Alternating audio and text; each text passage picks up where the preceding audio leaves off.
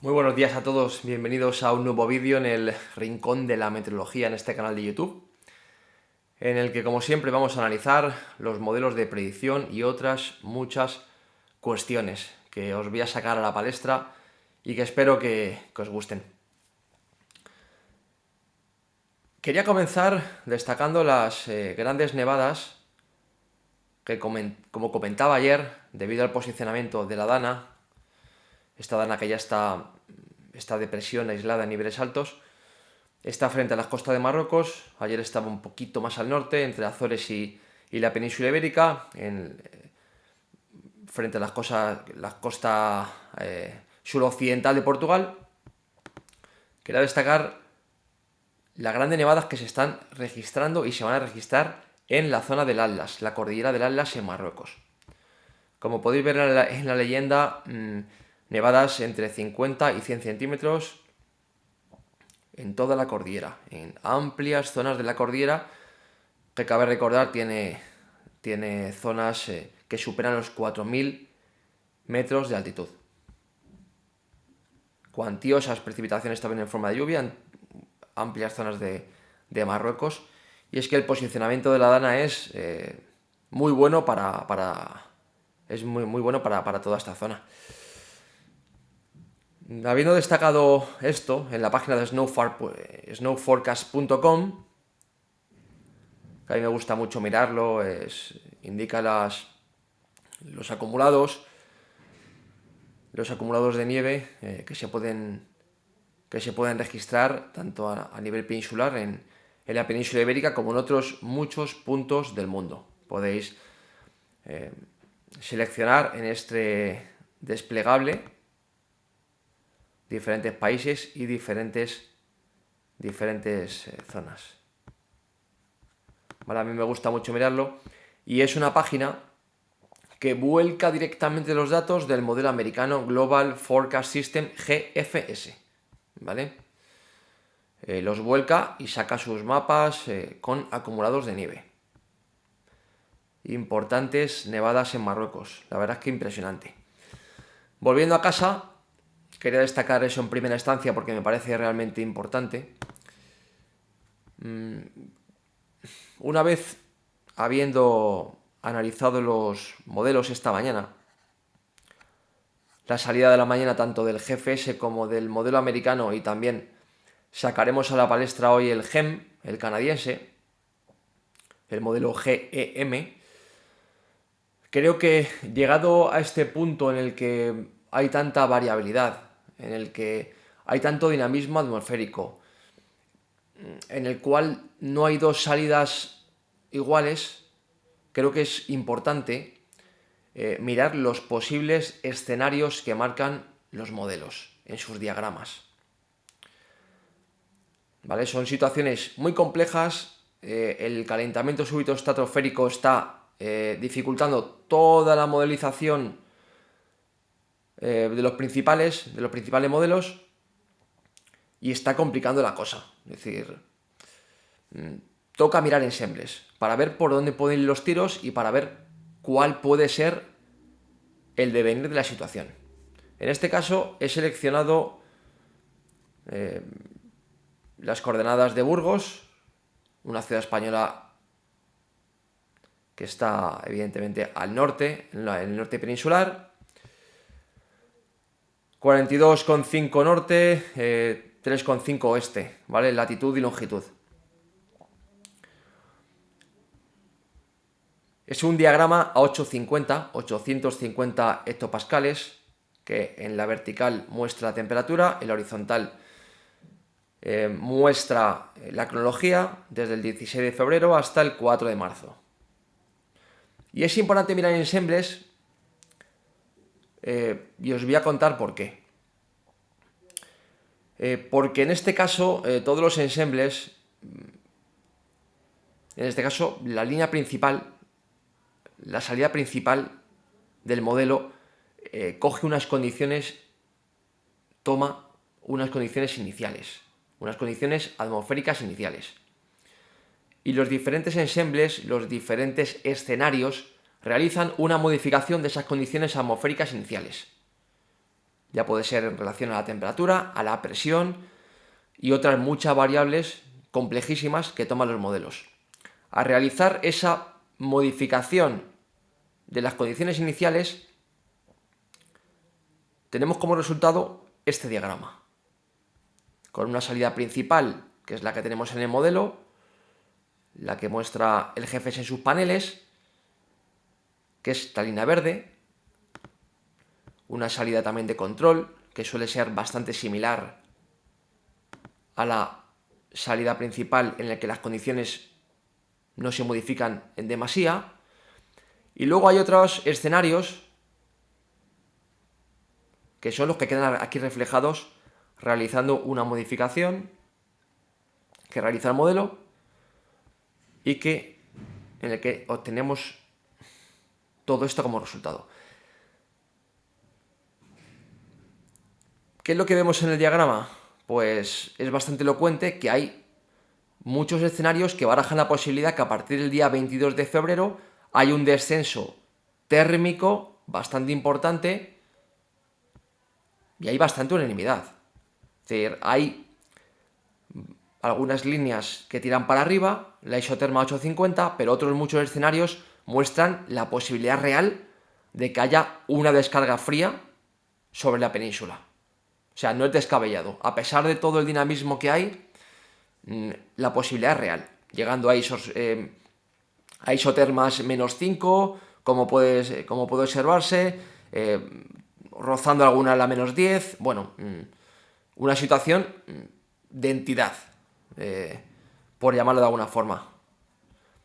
No es descartable para nada. También en este diagrama hay múltiples diagramas que se pueden seleccionar en la página de Wetter Central, en la página alemana, pero en este caso he seleccionado un diagrama que yo suelo mirar bastante y es el de 850, la temperatura y la precipitación. ¿Vale? También en esta horizontal se puede observar la precipitación, que es lo que estoy marcando aquí con el cursor, con los diferentes escenarios posibles que os comentaba.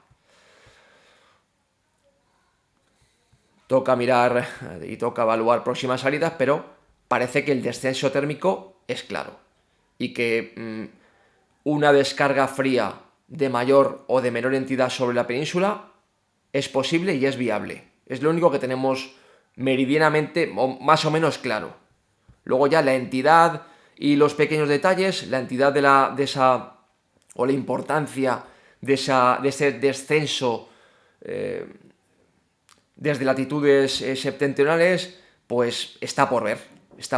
Y es lo que vamos a ver ahora, observar en los modelos. Porque las salidas han sido importantes, ha habido modificaciones importantes. Vamos a ir a Metociel, vamos a verlo aquí. Aquí Metociel ofrece la posibilidad de la precarga del modelo. Vamos a asegurarnos si este es GFS. Uy, no sé qué ha pasado aquí. Ahora. Vale, que está actualizando también como ayer el modelo, pero vamos a ver. Ya lo tenemos por aquí. Vamos a poner como ayer hemisferio norte, que se ve muy bien. Y el GFS ha dado un golpe en la mesa, en la salida de esta mañana, que veremos a ver si lo mantiene en próximas salidas. Aquí estamos viendo la dinámica, el anticiclón que viene desde el este, desde la costa este de Estados Unidos.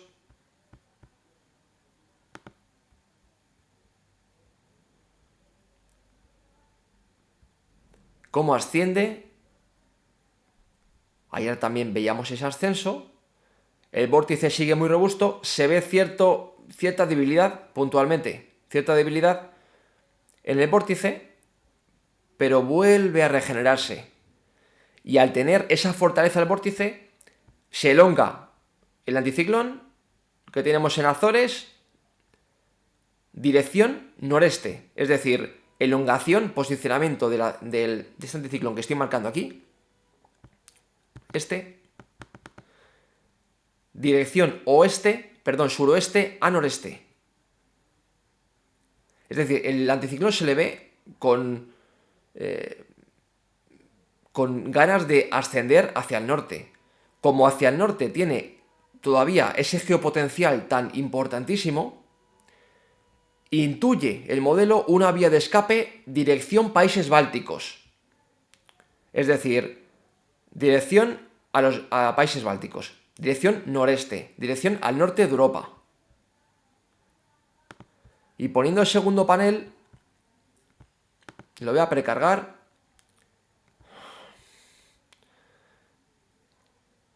Ve, el GPS intuye esa vía libre, ese camino, para elongarse y posteriormente bascular con un posicionamiento más oeste-este, quedando sobre las británicas, con una descarga bastante importante sobre la península. O sea, la descarga es de una entidad importante proveniente del este, del noreste, de todo Centro Europa. O sea, una descarga fría realmente tremenda.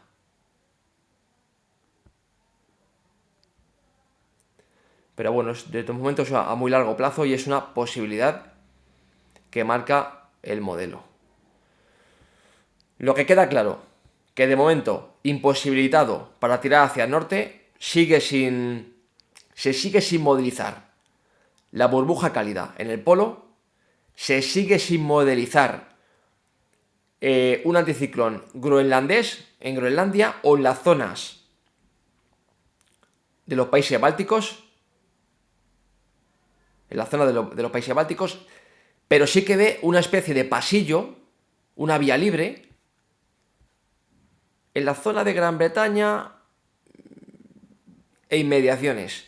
Y ahí el anticiclón está bastante cómodo.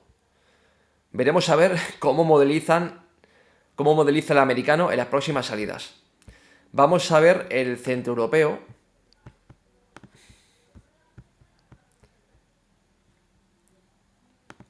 Cartas del hemisferio norte. Una visión rápida.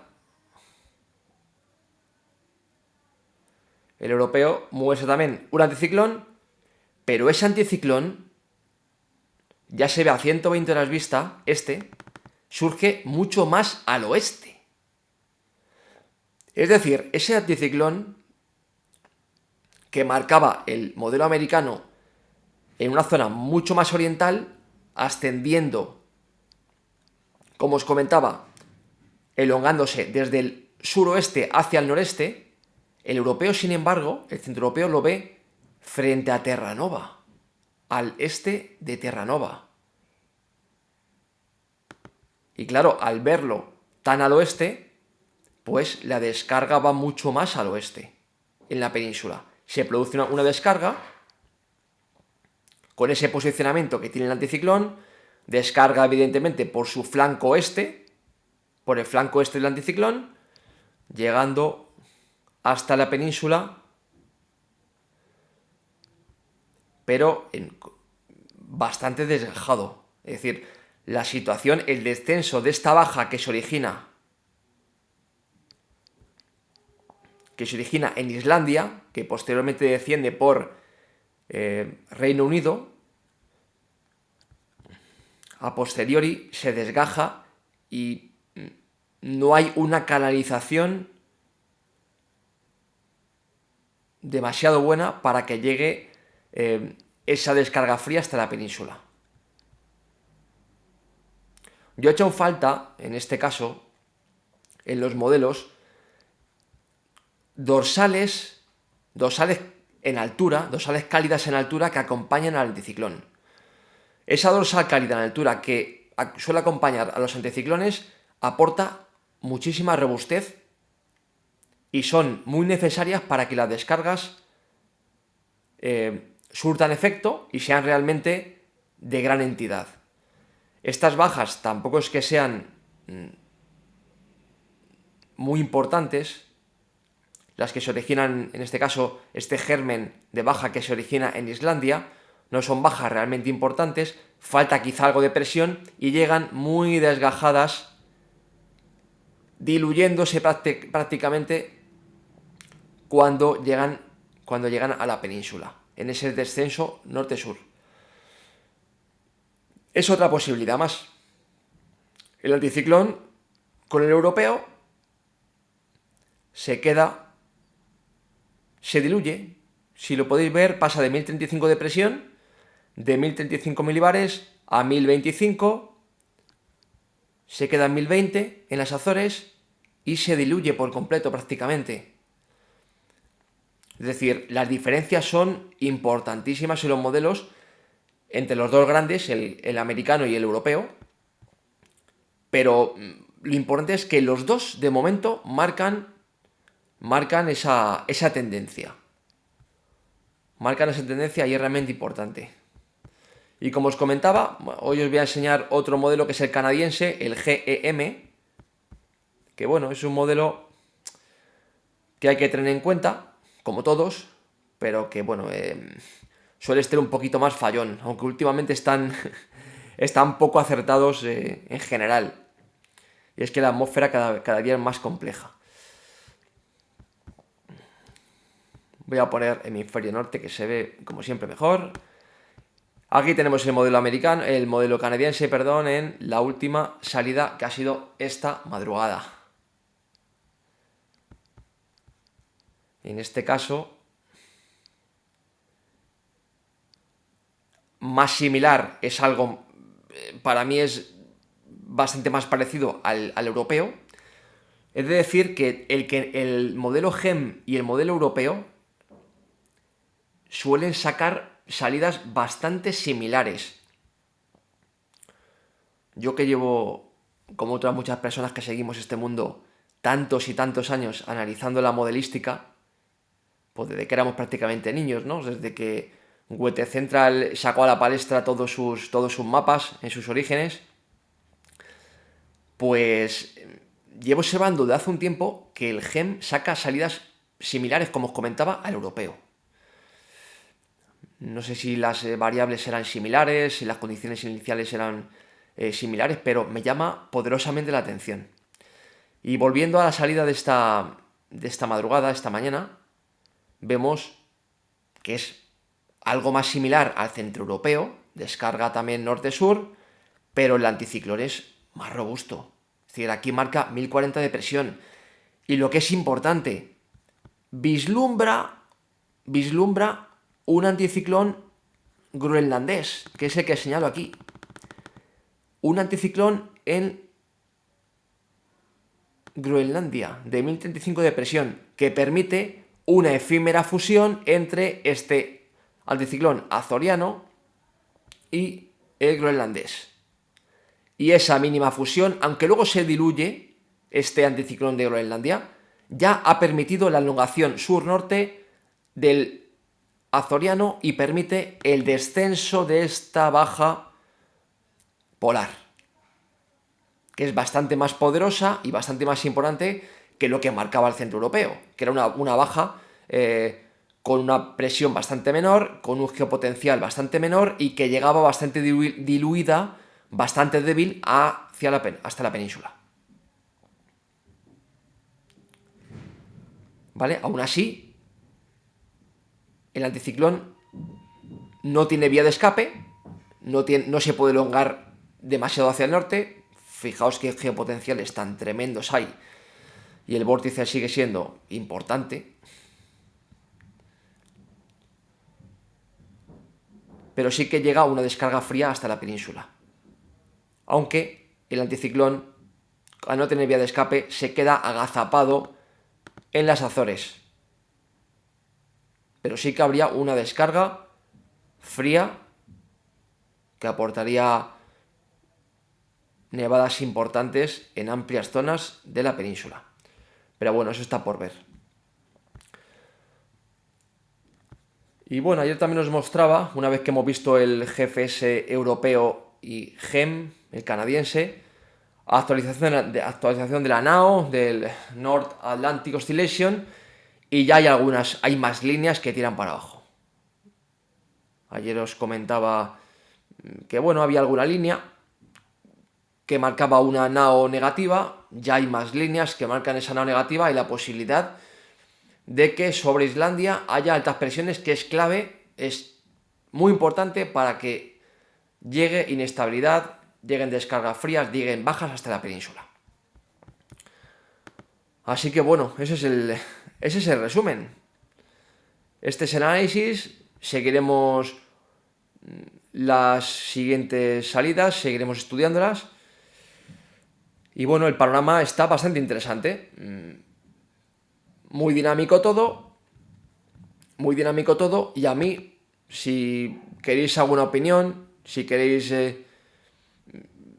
que os comente cómo veo la situación, pues mi opinión personal, en este caso, es que para que finalmente pueda haber una descarga fría de entidad hacia la península, hasta la península, mientras el vórtice no se debilita un poquito, las opciones, para mí, desde mi punto de vista, a lo largo de mi opinión personal, tras todos estos años viendo modelos,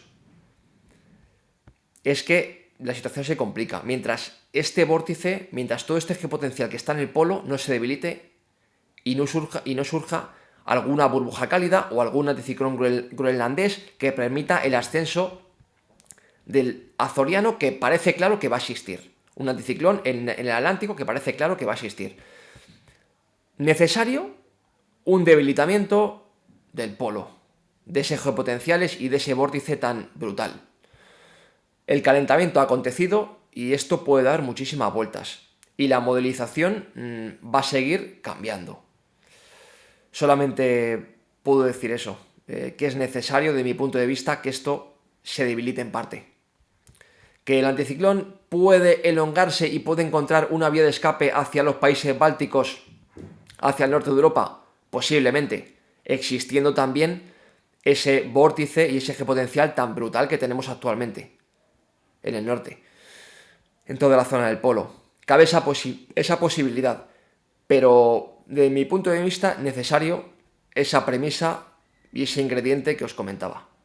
Seguiremos comentando. Un abrazo y muchísimas gracias por estar ahí. Un saludo a todos.